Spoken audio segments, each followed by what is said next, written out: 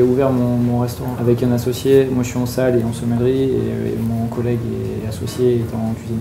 Moi, le vin, j'ai toute ma famille qui a toujours été dans le commerce du vin. Moi, j'ai commencé plus dans la salle au début, donc j'ai découvert les vins un petit peu par hasard aussi. J'ai commencé il y a 25 ans presque en cuisinier. J'ai commencé à 14 ans, au début sans avoir bu une goutte d'alcool, mais c'est une meilleure vision, je pense, de pouvoir apprécier le produit. Je suis allé travailler à l'hôtel de l'Assemblée nationale à l'époque, qui était géré par Sofitel.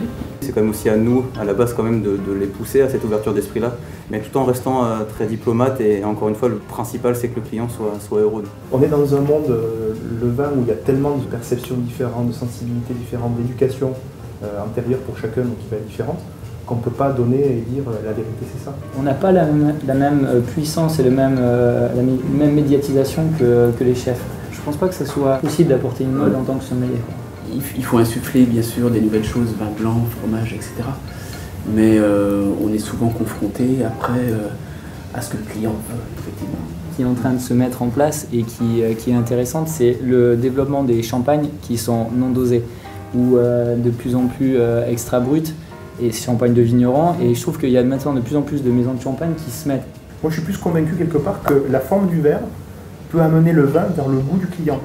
Pour la dégustation, je trouve que c'est juste parfait ça. J'ai bien dégusté là, je trouvais ça très intéressant. Comme On a des verres alto depuis peu, des verres alto pinot noir depuis peu au restaurant, et c'est vrai que la clientèle est vraiment très, très sensible, entre autres, à la finesse de ces verres, et tout le monde en parle. J'ai surtout des clients russes, parce qu'ils avaient ouvert une bouteille de Pétrus ou autre chose, il fallait qu'ils aient un verre énorme. Parce s'ils n'avaient pas un verre gigantesque, ça ne les flattait pas suffisamment. Un beau verre élégant avec un vin à l'intérieur, ça donne envie parfois de se faire plaisir, effectivement. Dans tous les établissements, c'est ce qu'on trouve en Italie, où on a partout des beaux verres. Vous allez en Allemagne, partout il y a des beaux verres. En France, on est le pays du vin, et le verre, c'est un moindre problème pour le restaurateur. Quand j'ai commencé à la Tour d'Argent en 96, il n'y avait pas de vin au verre. Et maintenant, toutes les maisons ont des vins au verre. Nous, on propose 8 vins blancs, 8 vins rouges, des vins moelleux qui vont de 10 € jusqu'à 130 € le verre pour avoir une gamme, une type de clientèle différente à chaque fois. Moi, j'ai un problème, entre guillemets, c'est bon, je suis jeune, je suis une femme. Et donc, beaucoup de personnes ne réalisent pas du tout que je suis la sommelière. Il faut vraiment être persuasive, sûre de ses conseils. On définit là que quand on définit le service, le travail du sommelier, il est prépondérant. Enfin, je pense que vous en êtes conscient, mais ce moment-là est pour le client un gage de tout ce qui va se passer après. La chose importante à déterminer lors du premier contact avec le client qui veut un vin au verre, c'est déterminer ce qu'il veut. S'il veut boire le vin qu'il aime, s'il veut se faire suggérer par le sommelier sur les accords.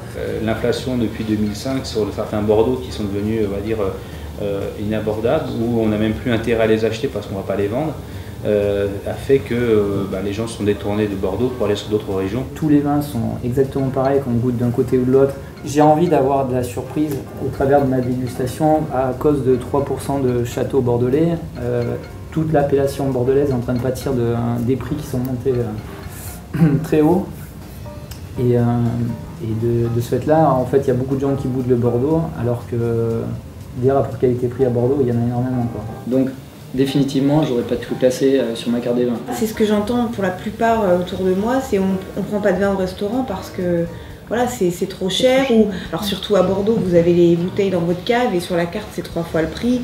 Pour nous, c'est ce qui est le moins intéressant. En fait, il n'y a plus d'effet de rareté, il n'y a plus d'effet de découverte, il n'y a pas d'effet d'effet millésime, il n'y a pas d'effet de terroir.